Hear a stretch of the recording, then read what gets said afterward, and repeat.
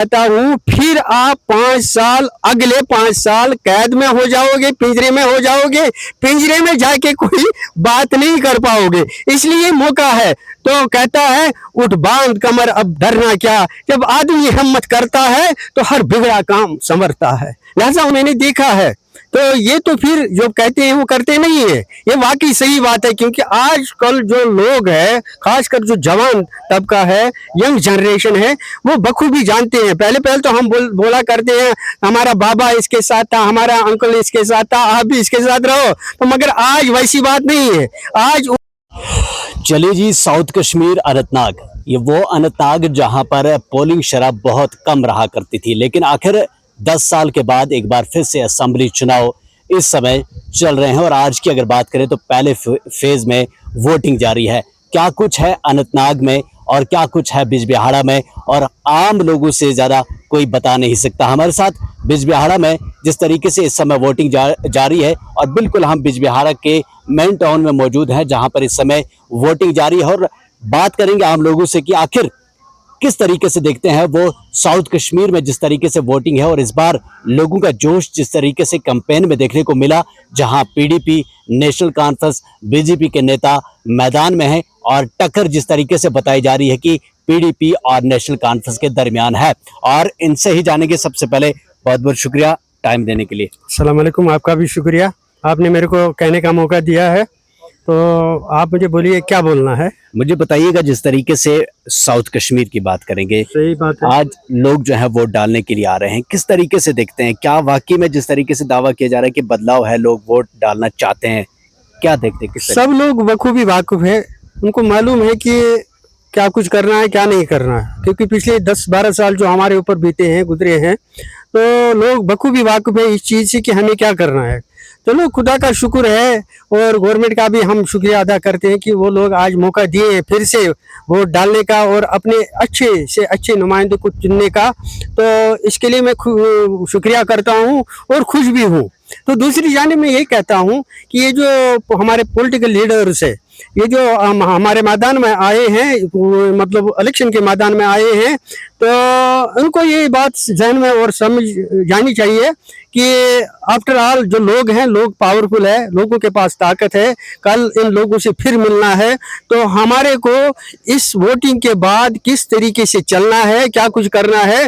फिर न कि ये कहना है कि आप लोग कहाँ के रहने वाले हैं, कहाँ बसते हैं, कहाँ रहते हैं, फिर बोलते हैं इस काम के लिए उस काम के लिए, बोलते हैं आप जनाब कहाँ रहते हो। तो लिहाजा उस चीज को मद्देनजर रखकर आज उनके लिए, क्योंकि उनको भी बहुत सारा देखना पड़ा है इस 10-12 सालों में जो कुछ गुजरा है यहाँ, तो इन चीजों से हम लोग और आप लोग भी बखूबी वाकिफ है। तो आमतौर पर चीज को दूर करने के लिए एक वोट ही उस दर्द का मदावा कर सकता है। आमतौर पर जो आजकल के सवाल उठ रहे हैं उसमें सबसे ज्यादा उठने वाला सवाल कि आज से पहले जम्मू कश्मीर में कुछ नहीं हुआ, सियासी लीडर वोट ले जाते थे फिर भूल जाते थे जम्मू कश्मीर के उस आम नागरिक को जो अपना वोट डाल के आता था।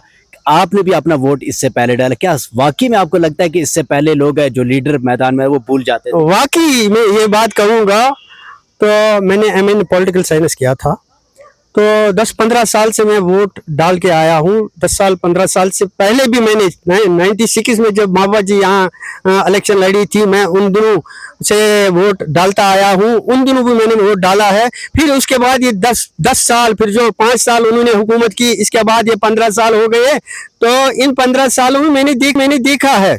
तो ये तो फिर जो कहते हैं वो करते नहीं है, ये वाकई सही बात है। क्योंकि आजकल जो लोग हैं, खासकर जो जवान तबका है, यंग जनरेशन है, वो बखूबी जानते हैं। पहले तो हम बोला करते हैं हमारा बाबा इसके साथ था, हमारा अंकल इसके साथ था, आप भी इसके साथ रहो। तो मगर आज वैसी बात नहीं है।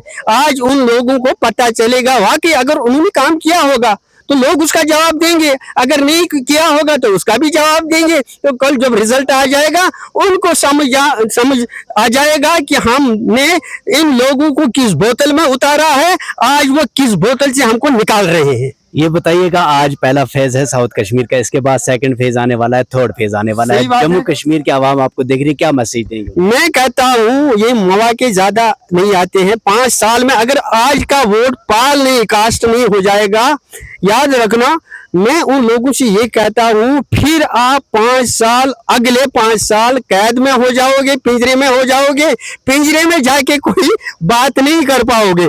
इसलिए मौका है। तो कहता है उठ बांध कमर अब डरना क्या, जब आदमी हिम्मत करता है तो हर बिगड़ा काम संवरता है। लिहाजा उनके लिए मौका है। मैसेज है मेरी तरफ से, आप जोग बिजोग निकले और अपना कीमती वोट, मैं कहता हूँ कीमती वोट पाल करिए, कास्ट करिए। Thank you.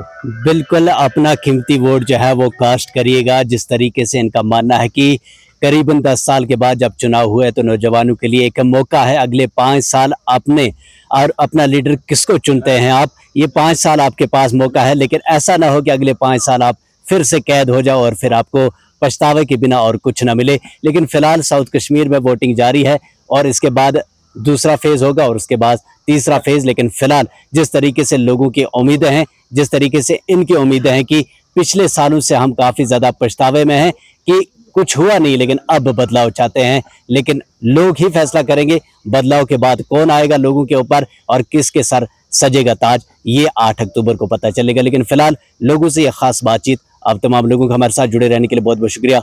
दीजिए इजाज़त, अल्लाह के बाद।